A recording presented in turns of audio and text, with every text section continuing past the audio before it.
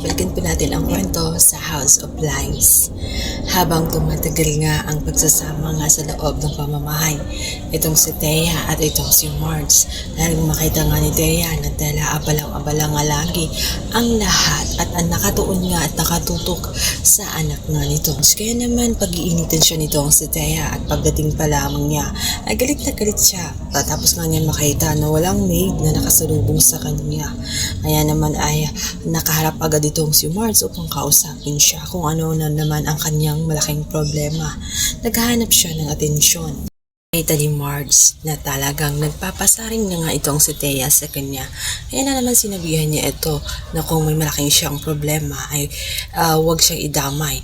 At ang mahirap pa doon ay sinabihan pa siya ni Thea na sana nga lang daw ay namatay at natuluyan na lang itong si Jasmine.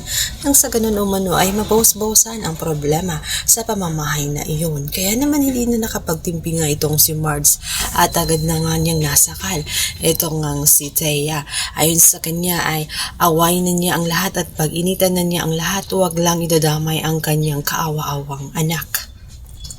Ang naturang insidente ay tela nakanganga at tulala bigla itong si Thea. Hindi niya sukat akalain na ganun pala kalakas itong si Marge. Halos hindi siya makahinga matapos nga biglang sakaling nga nitong si Marge at agad nga itong umalis kasama na nga ang dalawang katulong na nakaalalay sa kanya. Kaya naman naghihimutok ang kanyang butsi dahil nga sa napansin niya na lagi na lamang siyang inuuna. Banda, mababalitaan naman nga nitong si Paolo na nakita nga niya na sinusuway siya ng kanyang asawa dahil nga sa hindi siya pumayag na pumunta sila sa Hong Kong para ipagamit nga itong si Jasmine. Ayaw niya sapagkat nakita niya na ang gagawin ng procedure doon sa Hong Kong ay maaaring isa lamang experimental.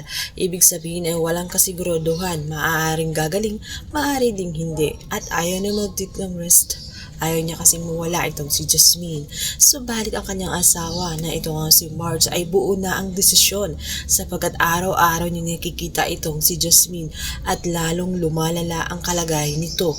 At ayaw niya nakatingin na lamang sa isang sulok habang nakikitang nahihirapan at unti-unting nauubos ang lakas ng kanyang anak. Ayon sa kanya ay mas mabuting nang may gagawin siyang paraan kaysa antayin na lamang na mamatay itong si Jasmine. Hindi siya makakapayag na walang gagawin.